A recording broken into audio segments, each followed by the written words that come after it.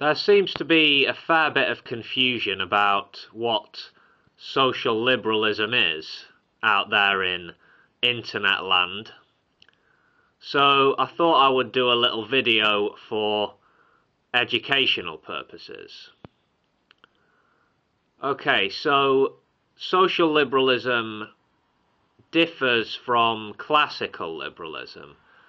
A social liberal believes that state action is justified where people's freedom, individual freedom, is threatened or compromised. Such things as poverty, ignorance, ill health and unemployment place constraints on people's freedom.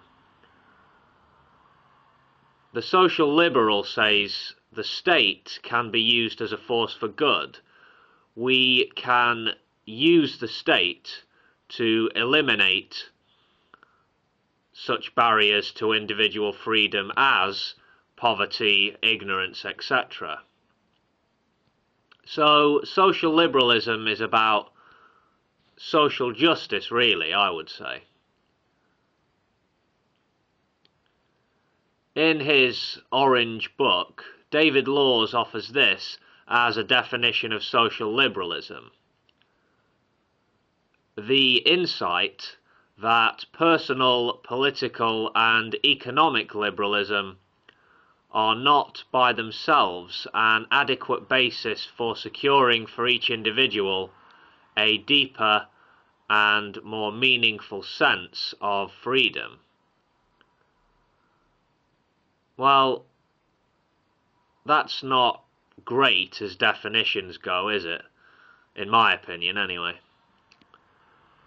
Let me read a few paragraphs from a post called "What is Social Liberalism?", which appeared on socialliberal.net. Quote, "Sometime in the late 19th century, liberalism began to divide into two different streams. One stream, which came to be called classical liberalism, confined liberalism's ambitions to establishing a robust framework to protect individuals from a rapacious and power-hungry state.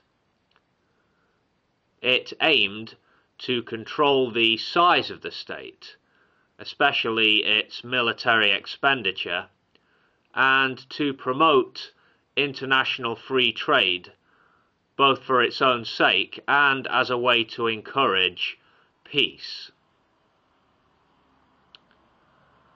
Its ideal was a state that left us alone to get on with our lives. It valued political freedoms, especially of speech and of belief, but also tended to see property rights in themselves as an important bulwark against oppression. Some classical liberals shaded into what ought to be called libertarianism rather than liberalism. They came to view property rights as natural rights existing outside the framework of the state, so that the state may not even redefine property rights without committing a wrong.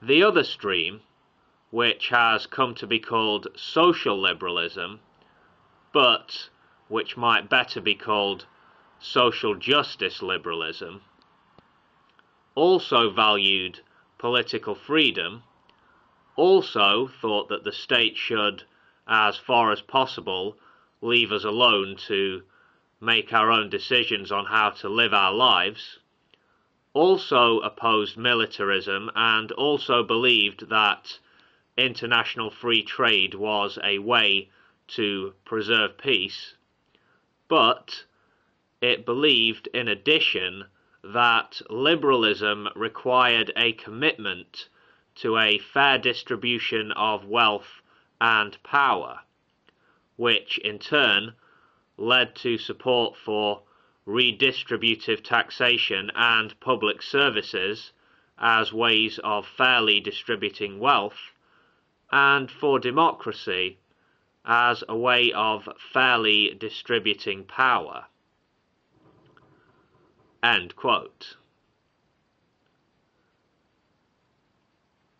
If you want to learn something about social liberalism, go read some L.T. Hobhouse or T.H. Green, or just Google social liberalism, seek out credible sites or posts or articles, and just do some research, basically.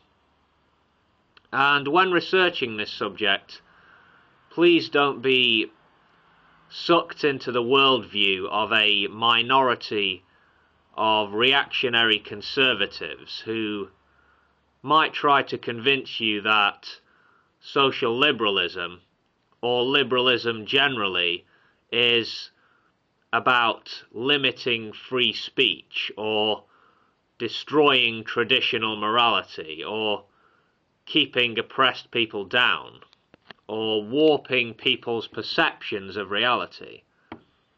I've heard all this kind of nonsense before. And I've also heard some say that social liberalism is a form of Marxism.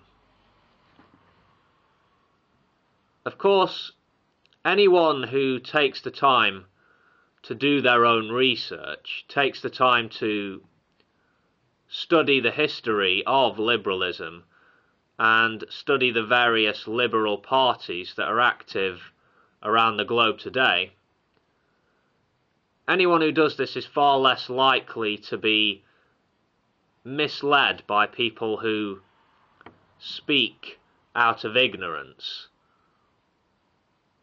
or even misled by those who are simply lying to push their own agenda. Anyway, take care, folks, and I will catch you next time. Peace.